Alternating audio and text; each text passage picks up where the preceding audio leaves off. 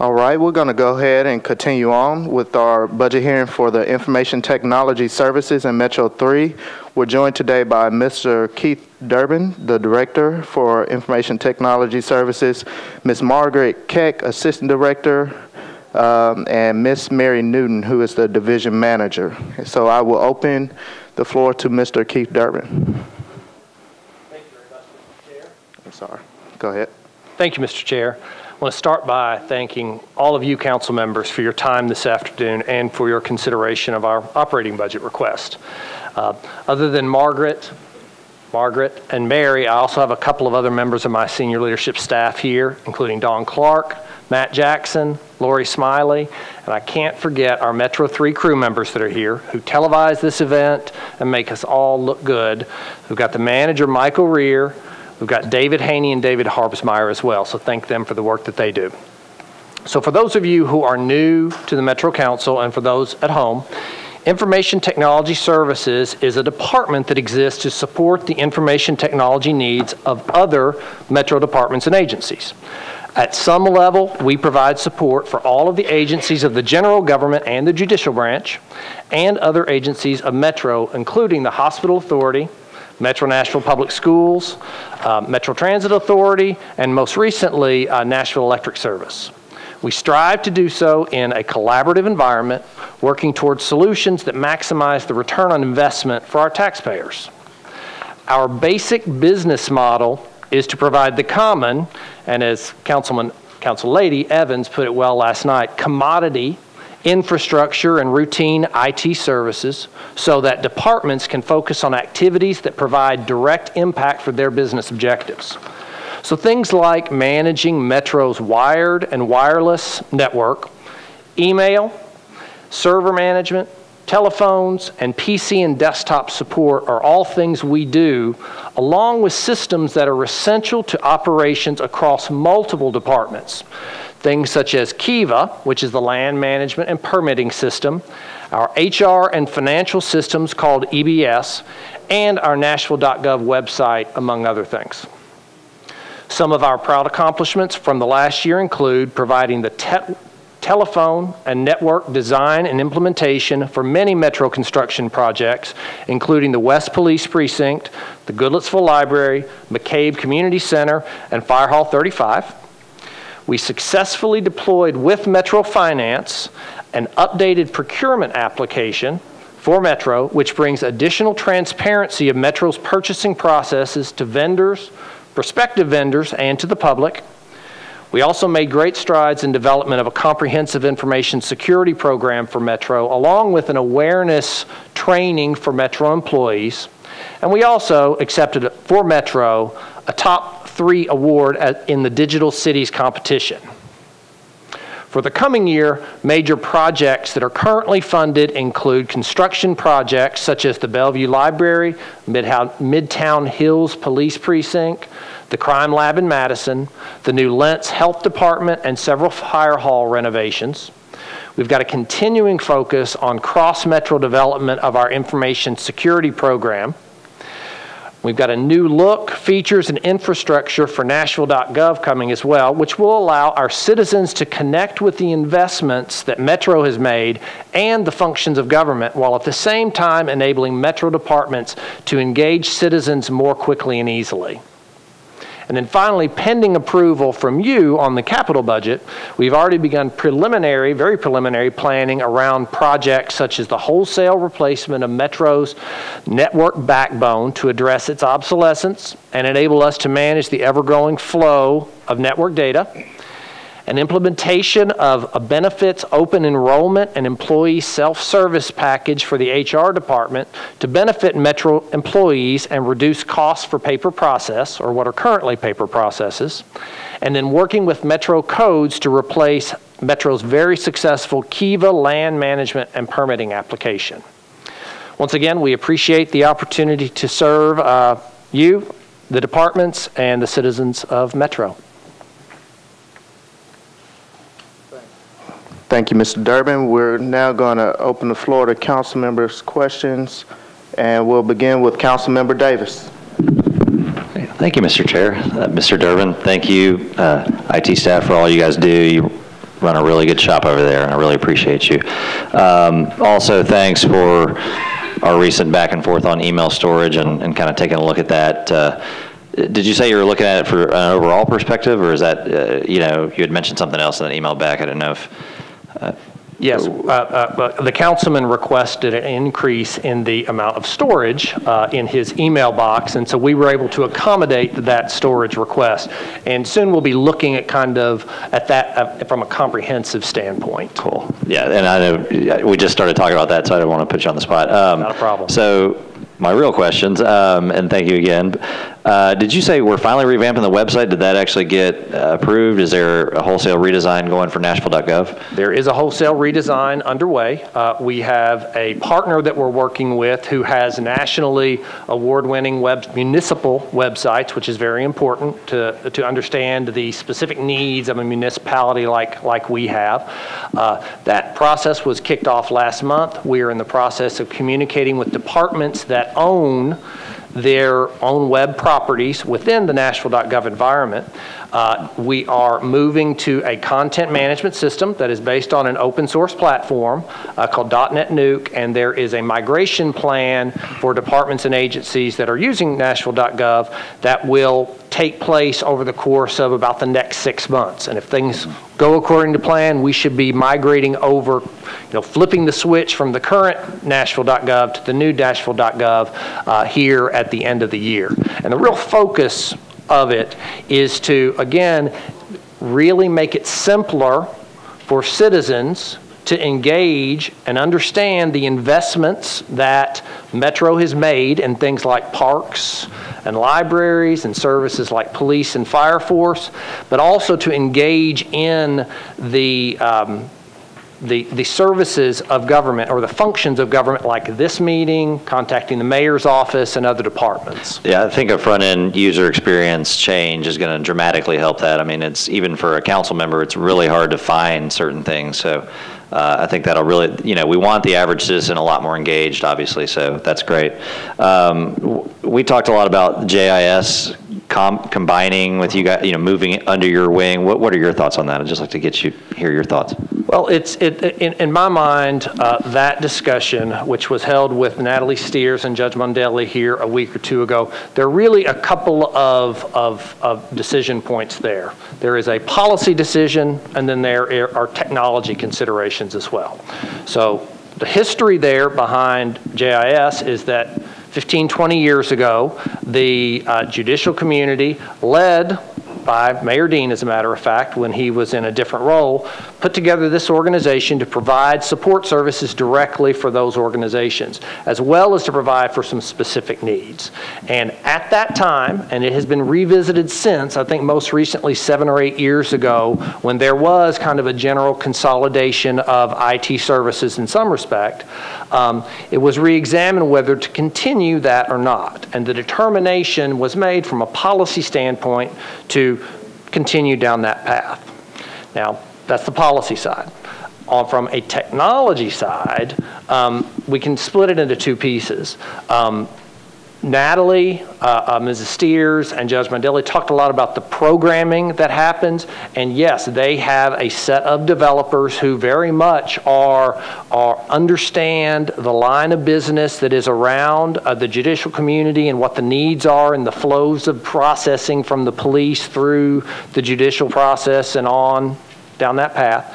That based on ITS's and Metro's standard IT model is exactly right, where we put line of business, and we feel like the line of business development needs to be close to the department, in the department, which is the same reason the police department has an IT shop that is mainly developers, and the library mainly developers, and there are other examples of that.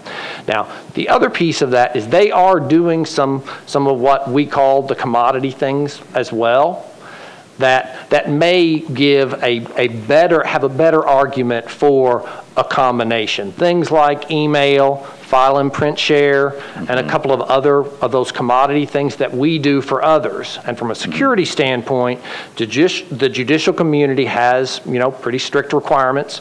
We're also meeting similar requirements for other departments and agencies like the police, HIPAA requirements that the health department and others use as well. So I think there are potential opportunities from a technical side, but it's that policy question that is the big one out there. So if you moved like servers and emails where they wouldn't have those ridiculous email addresses, you would also know everyone was Nashville.gov, that kind of thing.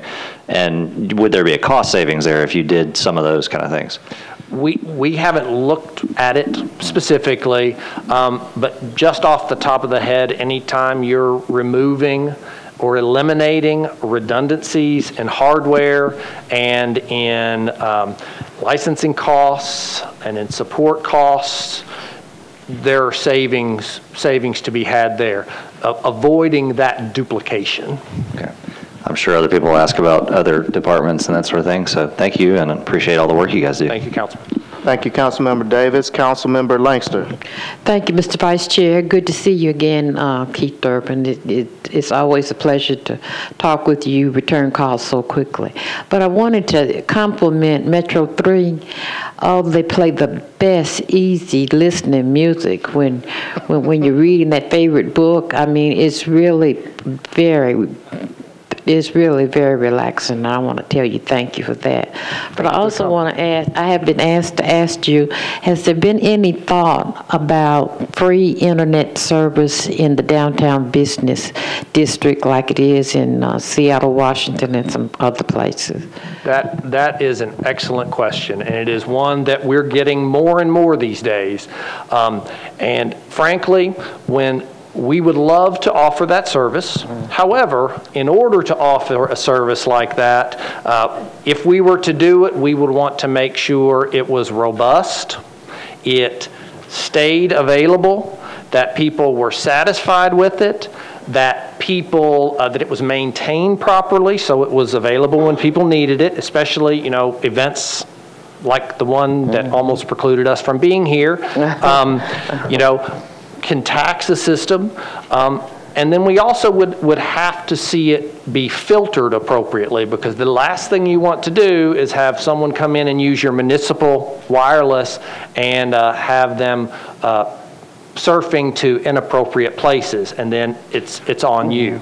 So all of that said, doing that well takes money.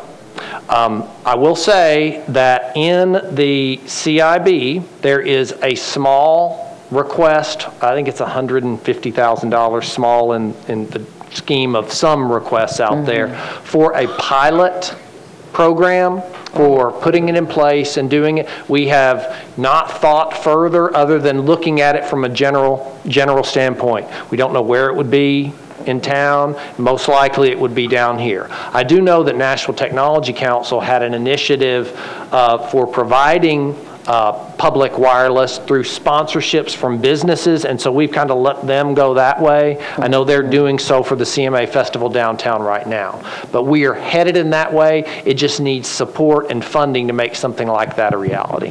It sure does. With the Omni Hotel coming and the Music City Convention Center coming, we're going to have, so many people in from out of town, and this would be another plus side to Nashville. Thank you for your consideration of it. Thank you, Councilmember Langster. Councilmember Holloman. Thank you, Mr. Vice Chair, and Mr. Durbin for being here today. A couple things I wanted to follow up on.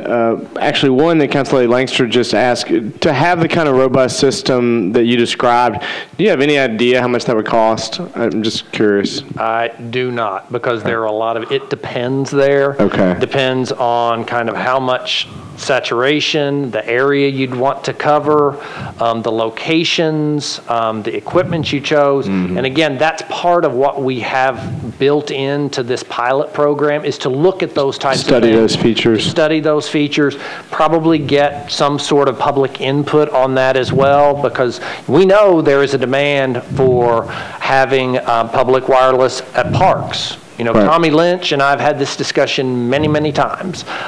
Centennial Park would be a great place for it. This is one of the only locations we offer it currently right here, and it is filtered and it does stay up. In the But we've public got square, you mean? In the public square area, but we've got the infrastructure all right here. Right. You go out to Parks, Bells Bend Parks, you know, More who remote. knows what it's going to cost to get something like that out there, or if the demand is even there. Right.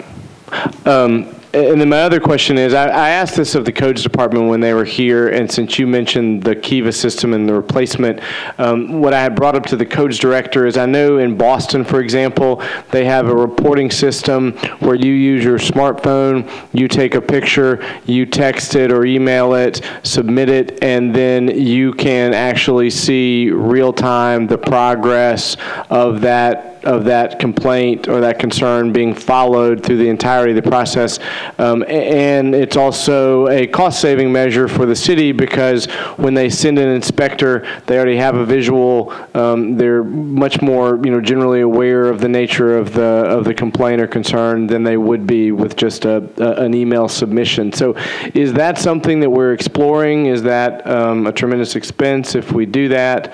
Can you talk about that at all? I'm aware of those types of applications, and I'm not sure whether either Codes or Public Works, either one, is exploring those actively. I actually just read in Government Technology Magazine within the last couple of days where the city of Bloomington, Indiana, has put together a mobile app like that, Right.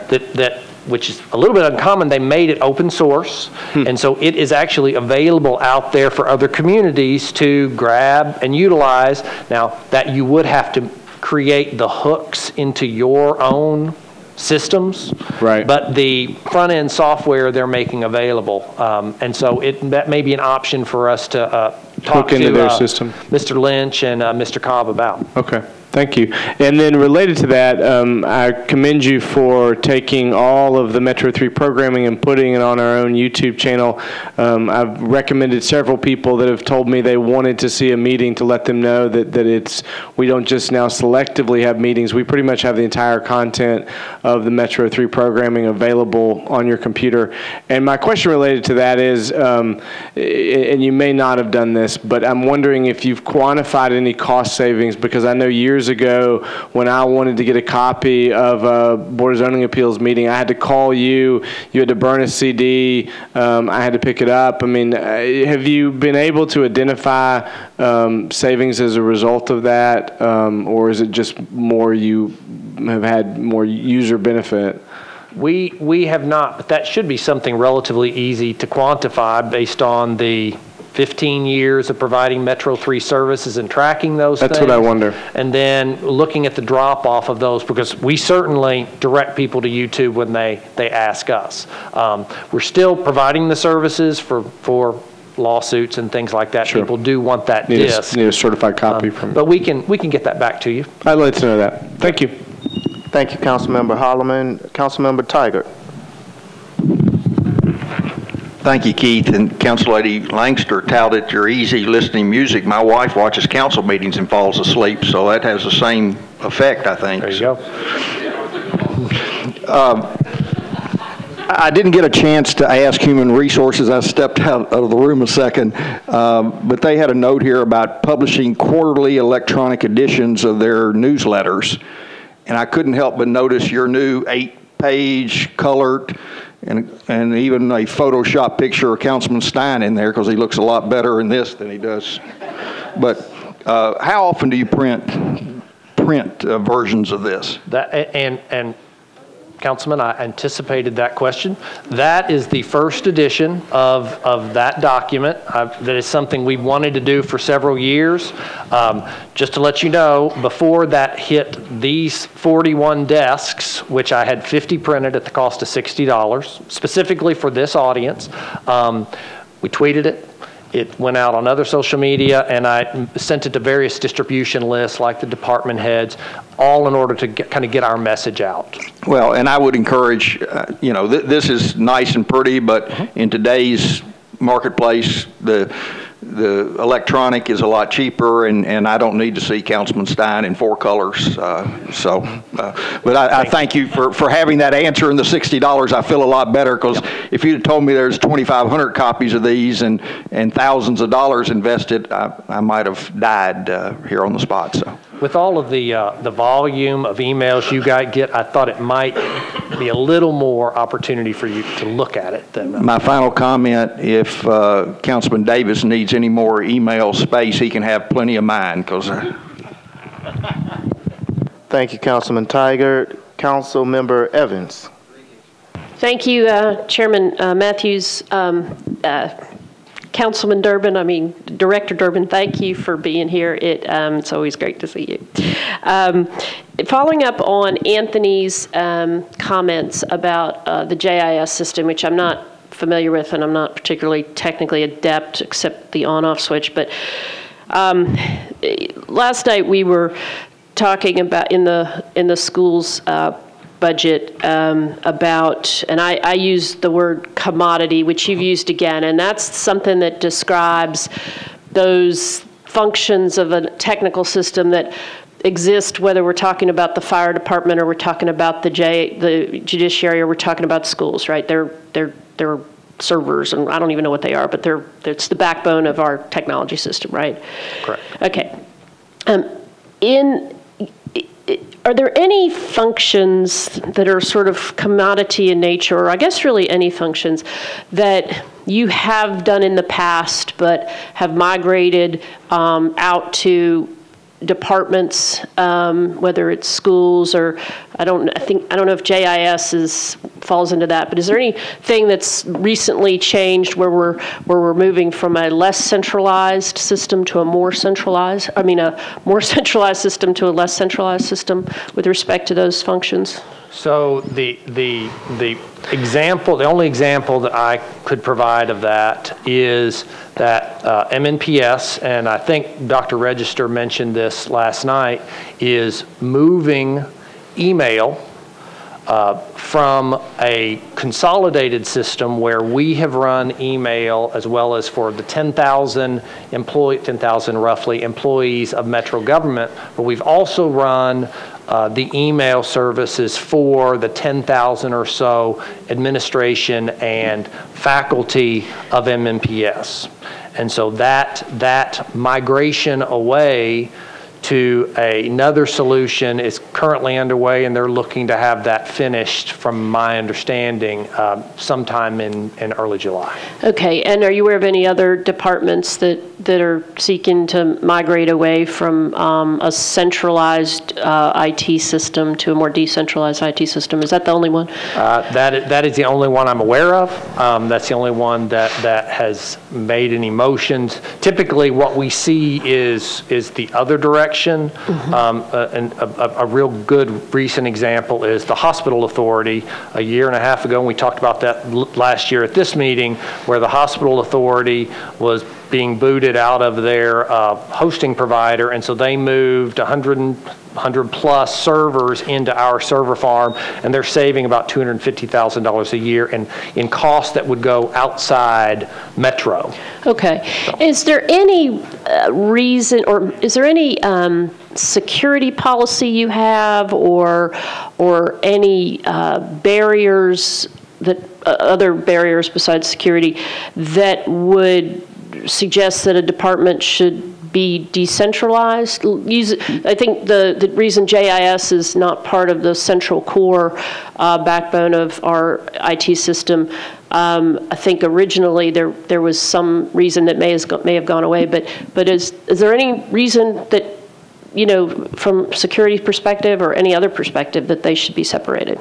So from a technology perspective? Yeah, and I'm asking you strictly for technology, sure, not policy. And I think I meant to preface my comments that I did earlier, which is I'm not asking you whether you think it's good policy or bad policy. I'm asking you whether you think it's good technology or bad technology. Understood. Okay.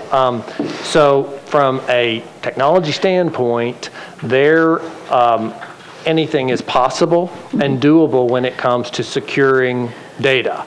Currently, on the Metro network that we support, that we're running public safety on, we have extensions of that public network, or that private metro network that we have library patrons on. And it's all a matter of having the appropriate security guards and mechanisms in place. Some of the rationale, I think, behind the school's decision to go that direction was speed, in which they were looking to have a solution in place that met some other needs. One of the things they want to do is also incorporate in some way student accounts as well, that we have never run for them, but incorporate still free student accounts with a different vendor into that mix. All things that could, with enough time and notice, be incorporated into the system that we've run with them for 10 years or so. Okay, and is there any, you know, I know we've in the past run their, the backbone of their IT system, and we've never had any issues with federal funding restrictions or anything like that, created by us commingling our IT activities, correct? I do not know enough about those, the E-rate funding, I think is what you're referring to. Right. I do not know anything about them other than to know that should there have been instances or occasion for that to be a problem, they would have let us know rather than lose that funding. Okay, and that's very helpful. And the cost of this redundant system that MMPS has constructed for the directories, emails, et cetera, we don't know the cost of that. That's probably not a question for you, Keith. But Mr. Cooper, I think I'm just going to make a mental note that we need to ask, I guess, MMPS about that. The last question, looking forward to the website. I want to encourage all departments through you to make sure the material on their individual websites is updated and current. And I'd also like to encourage a little more standardization across departments with respect to agendas. I think the Planning Commission does a terrific job, and the more standardization we get in that respect, it's easier for the citizens. So thanks for everything you do. Great to work with. Thank you. I would make one comment about the currentness of the email system. One of the benefits of going to the new system that we have is it is going to be set up differently than what we have now. Right now, if the police department, for instance, wants to update an agenda, they create a help desk ticket, they write up what they want, they send it to us. Our person has to make that change, send it back for approval, send it back to make it live. What we're changing to is a model by which there are limited rights to updates that are granted to the major features of a department's website. So if they choose to use the old model, which some departments we think will choose the old model, but if you're a department, water service is a good example.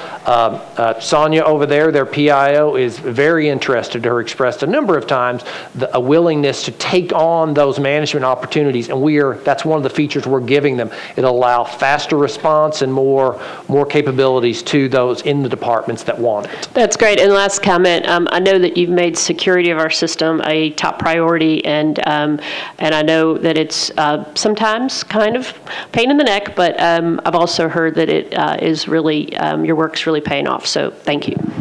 Thank you. Thank you, Councilmember Evans. Councilmember Bedney.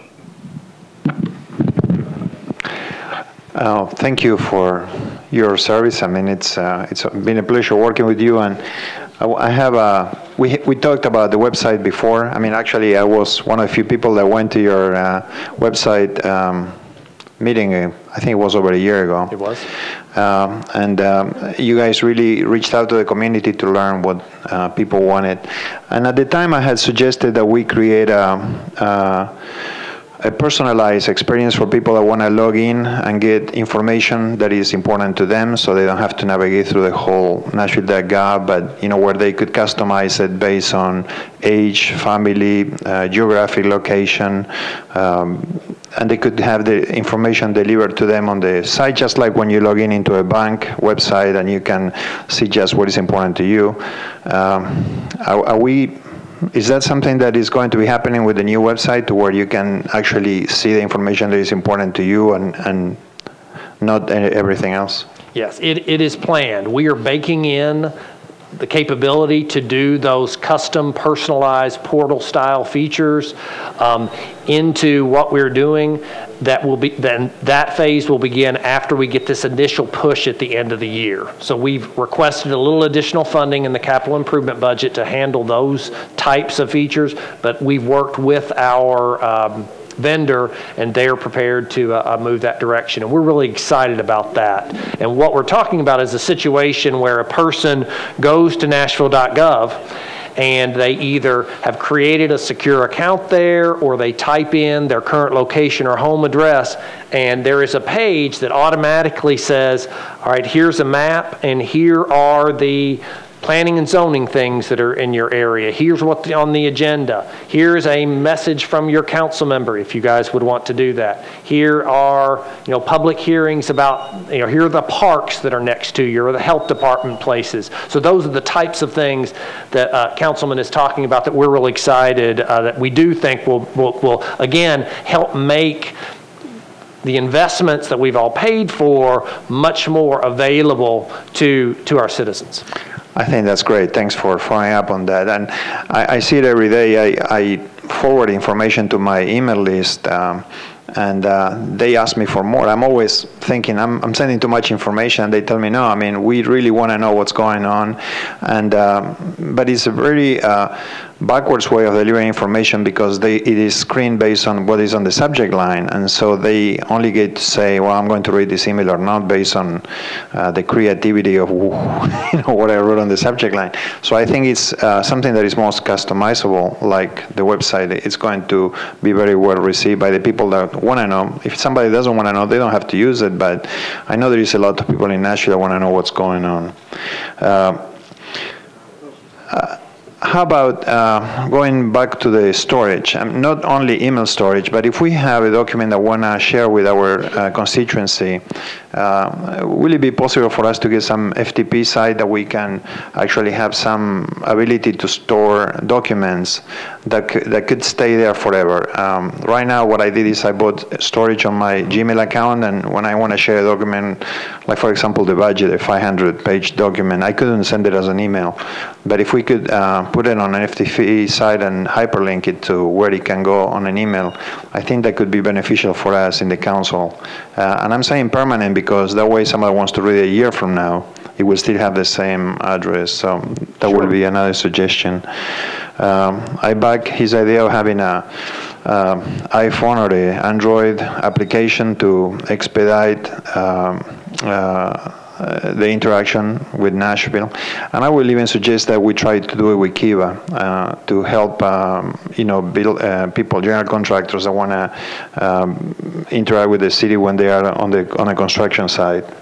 Councilman, if I might, right there, sure. One of the things, and I failed to mention this about our Nashville.gov redo, one of the features of that is that it will be fully mobile device enabled. Great. There's something called responsive design that you build a web page once, and then from whatever device you go to that page from, it automatically reformats itself for that device. So if you're looking at a monitor screen that's this big, it shows you in readable type that big. If you go to a mobile phone that's this big, it reflows it and it reads from this side. So every page of the new Nashville.gov is going to be responsive in that way. It is a huge thing, and it's actually a trend right now very much in that industry, in that website mobile app industry, that apps are kind of going down unless they're a very specific purpose that you need to have them on your phone.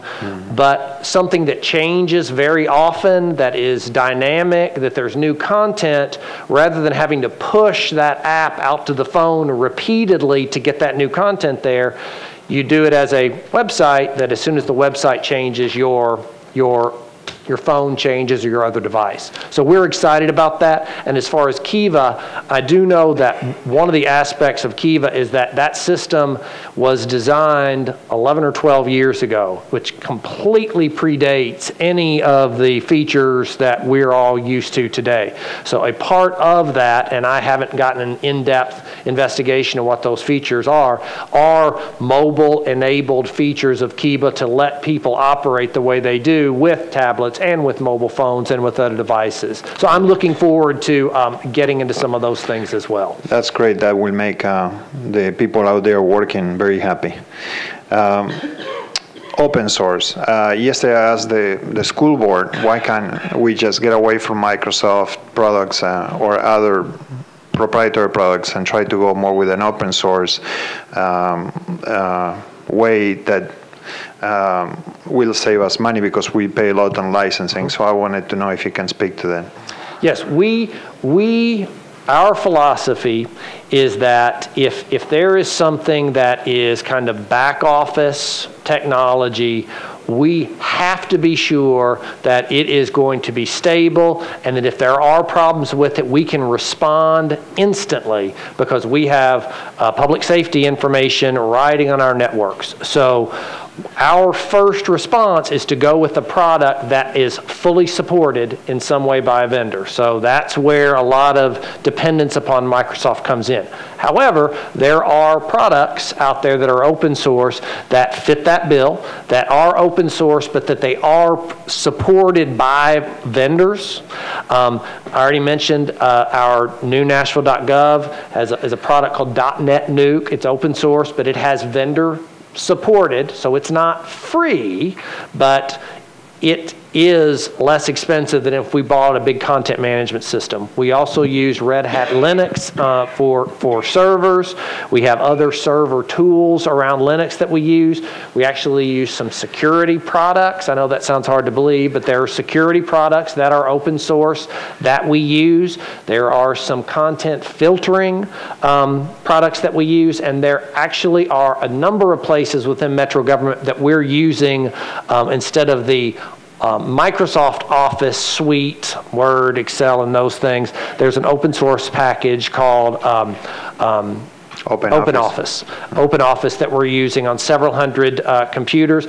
It has been successful thus far, and who knows where we will go with that next. So we're using it where it makes sense today, and it is always one of the first things that we look to, because obviously there are licensing costs to save there. Well, I appreciate you trying to save the city's money doing that way. And one last question. For Channel 3, can you explore how much will it cost to develop a series of documentaries on the different neighborhoods and parts of the city?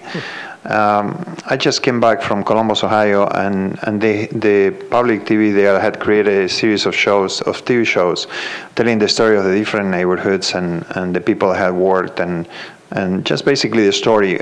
In my district, we have a very long history of people that have been there for a long time, and then we have many people that are new to the area, and we could benefit of having that story being told, so that people that are new can connect with the old-timers, and that will go a long way towards strengthening the community. And I'm sure people in other parts of the city will appreciate the same. So if you could maybe explore coming up with a price on how much, or budget, or how much will it cost to create that series, I think many of the council people here will probably appreciate it. We can certainly do that. We'll commit to it if you'll commit to ringleading the council members who want their neighborhoods first. So if you'll help us with that. I want mine first. There you go. Thank you very much for your work. Thank you. Thank you, Councilmember Bedney. Councilmember Johnson. Thank you, Chair Matthews, and excuse me, Director Durbin, I got a lot of papers over here. I just want to first say I'm very impressed with your department, and the tour you gave me of the new data center was very impressive. It reminded me of our days back at HCA, and looking at the level of IT infrastructure that is in place. And so I have to commend you on bringing Metro government up to a very state-of-the-art level, and that's what's going to be bringing me to the questions that I have. I know there was much discussion last night with Metro Schools, and the director of IT gave some stats and some information as to a comparison of departments, because one of the budget items that I was actually going to talk about in depth last night was the fact that they have just as many employees and infrastructure as Metro government, but the number of employees and the cost was the equivalent to, from one department to what you're doing for all of Metro government, and that was concerning to me. So one of the things that I did last week was I talked to one of our colleagues who used to head Metro Public Schools IT department to try to gauge what would be the difficulties in consolidating so that we can reduce that cost. And one of the things that was shared was that it was not incomprehensible. That one of the issues that came up was that they wanted to separate from Metro government's email system because they were trying to bring on students to the network, which I think, to me, that's something that could probably be worked out, but I would like to hear your thoughts on that. Was also shared that we already share Metro government and Metro schools already share a Microsoft Exchange environment, the EBS, accounting systems, and payroll. So we're sharing quite a bit already. And so, you know, the economies, I feel, could be combined.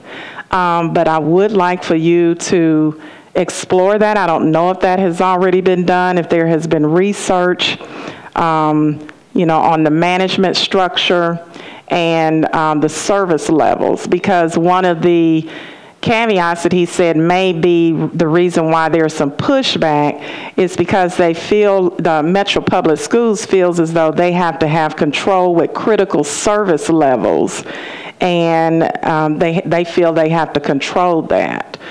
So I'm not an IT person, so I don't understand all of the inner workings, but talking to someone who has overseen the infrastructure at MNPS as well as a large data center with HCA, I feel as though, you know, an individual of that caliber would be forthright and honest in terms of the probability of those these two departments being able to be combined.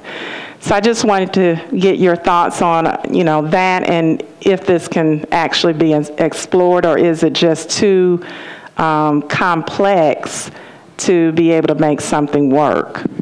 Director Durbin, before you answer, I'm going to allow you to answer Council Lady Johnson's question, but that was a similar question was asked earlier. So and we're about an hour behind. So if you could answer it as quickly as you possibly could, I would appreciate it. Thank you. So just real quickly, I'll refer back to the prior answer I talked about JIS. There are really two considerations. There's a policy consideration and there's a technology consideration. And so until you work out the policy and willingness and whether it's the right thing to do and understand all of the intricacies of that, you can't really get to the technology side of the question. On the technology side, anything is possible. It's just a matter of time and resources to do it. So they're both those considerations. Now, he also mentioned that Chancery, taking Chancery and moving that to Metro government, would that cause any kind of problem because that's one of the largest systems. Well, Council Lady, we have never done an investigation of that, and so I couldn't speak to that. But one of the things I mentioned earlier, again, was, you know, our standard philosophy within general government is that applications and software, we feel it makes sense to stay in the department, so a development team who's managing something that's for a line of business, like the police systems. The arms programmers are in the police department. We don't have them. So off the top of my head, it would just make sense for Chancery to actually stay development of that over in schools. But I'm reaching the boundaries of my ability to speak to that system because I know what it is and nothing more. Well, if you can provide a report at some date in the future to us as Metro Council members, showing some research that has been done in looking at a possible consolidation of services to see if there, is even any chance that that can be moved forward in the future. The other thing I would like to piggyback off of Councilman Bedney, who mentioned the hyperlinks, because many times my constituents are asking for information from me that are in a PDF form on the Nashville.gov website, and when I have to try to forward it, I have to link it to my Google hyperlink account or some other external account to try to get it into that form so that they can click on a link because the file is too big to be able to send by email. So if we could, when you transition to the newer Nashville.gov system or website per se, if you can look at the larger documents on there, I know you can probably pull them out by the file size, and hyperlinking those, that would help us tremendously. We'd be happy to look at that, and probably what I'd like to do is ask somebody to contact you and Councilman Bedney to talk a little bit more about those so we make sure we understand exactly where you're coming from. I do know there are some very large documents. The budget document, for instance, is a perfect example of that. So we've got a note of that. Thank you. Thank you, Councilmember Johnson. Councilmember Moore. Thank you, Chair, and also you all do a wonderful job, Director Durbin and your staff, because I know I don't use them a lot. So, but just a quick question, piggybacking off of what Council Lady Johnson said, there was a line item budget with Metro Schools for $2 million.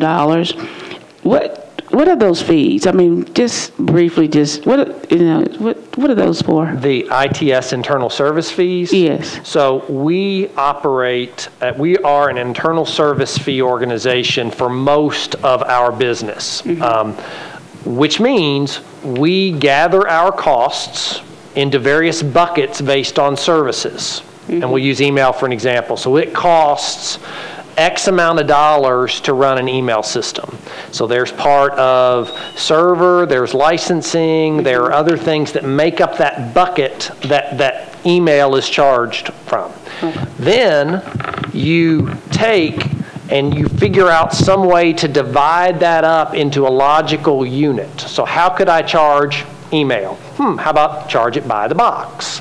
So, and we'll just simplify it to say it's just one box. So if I've got $1,000 in email costs and 1,000 different boxes, then my charge is going to be $1 for every user. So if schools has 250 users, they get a charge for $250. So what that charge is those gathered charges for all the different services that we offer, how many units of those services they provide, and then that totaled up. If you're in your budget book, and the page is C6, there is a section on internal service fees and the internal service fees, how we compute all of those things.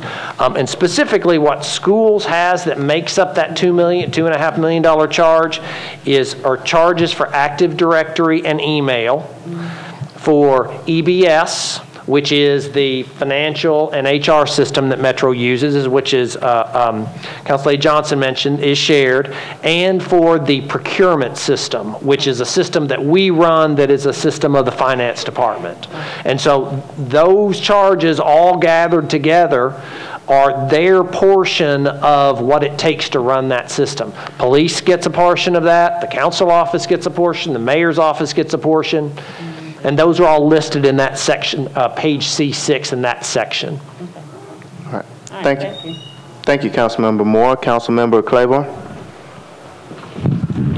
Thank you, Mr. Chairman. Thank you for being here, Keith, and congratulations on your award and for the work that you've done in IT since you've been here. I have just one follow-up question on the JIS thing. As the director of IT, if the developers portion of JIS was maintained as a unit, do you see any problem with bringing JIS under the IT system with that developer core intact? Again, I have to go back to, there's a policy question there that hasn't been worked through, and then there's the technology question. And so I'm going to speak to the technology question. Management is management, and commodity services are commodity services. So there are possibilities there, yes, to do that, depending upon those policy issues being resolved and everybody working through that. We have a great relationship with Natalie Steers and the JIS organization, and so we work well together, but at the end of the day, there could be some possibilities there. Okay. Well, you know, we're trying to do everything that we can to identify possibilities for eliminating services that cost money and bringing those services into a combined operation if it's possible to save money.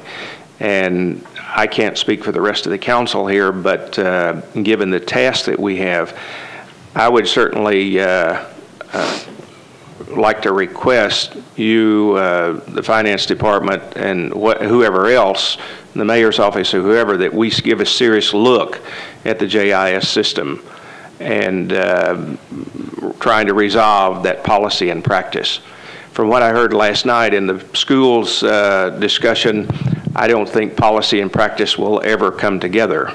It seemed very clear that the wall that exists is trying to be built taller and wider. And so good luck there, I think. We had a discussion when we were talking with Codes Department, and this is Councilman Teigert's favorite subject, illegal signs. There was a question, you know, there's a program in Florida City that has a robocall system. In the ITS department, under your telephone technology area, do you have the capability of doing robocalls? Well, I will tell you that there is a different solution that I have worked with Mr. Curl on. I think it's actually the same system, if I'm remembering correctly, that is in use in that Florida organization that was written up in New York Times and in other municipalities. And so we provided some estimates on a relatively inexpensive way to do that and make those robocalls. So that's kind of in Mr. Curl's hands right now, and I think he requested that for Councilman Teigert. I think it's a $300 system. It runs on a PC. We recommend keeping it off of the Metro network, and you do that by you just bring in a landline, you know, an old-time landline, as opposed to going through our voice over IP system. I think it's $28 a month for that landline, and it just sits there and does its thing. So we're happy to support that should they make the decision to go that direction. Sounds like a good idea. Okay, one other question, and this is light in nature, I guess. I'm constantly amazed at the number of people who tell me they're watching Metro 3. Do you have any numbers on how many people are actually viewers to Metro 3? That is a great question. And in the day where Comcast is finishing this month their digital conversion, so that you have to have a box to get any cable service, if I'm understanding correctly, they can't provide anything to us. Okay, it would just be interesting to know. I agree. Okay, thank you. Thank you, Councilmember Claiborne. Councilmember Allen? Just a quick follow-up to the question about email cost to get back to schools. If the schools wanted to add 80,000 students and 80,000 parents, would you charge them for 160,000 mailboxes? You know, I have very limited knowledge about what their plans are. I can tell you that it would take more knowledge of their plans to actually figure that one out, because our structure around these internal service fees is pretty sophisticated. And we actually had Finance's consulting group come in this year, review everything, look at everything, tweak some things to make sure it's fair and equitable. So we need to understand what they were doing. My understanding is they're going to continue, they're not going to be hosting those things themselves. So they're going to be hosting, under my current understanding, their teachers and administrators, just like we have been doing for them. And then they're going to use a free internet product for students and others. So obviously that free impact for students and others has an impact on what you charge. So. But again, at the end of the day, I don't have the information to be able to answer the question. Thank you, Councilmember Allen. Councilmember Stein. Wasn't going to do this, but you slipped the word in, so I have to ask so they know I haven't gone away. I assume since we've extended the Comcast situation for another year that there won't be progress till the month before it's due again, but at some point will you give us an update of where those discussions are? In the interest of time, don't do it now, but please let us know if those talks are proceeding. Thank you. I would be happy to do so. Thank you. Thank you, Councilmember Stein, and thank you, Director Durbin, for your budget presentation. Thank you all for your time. All right.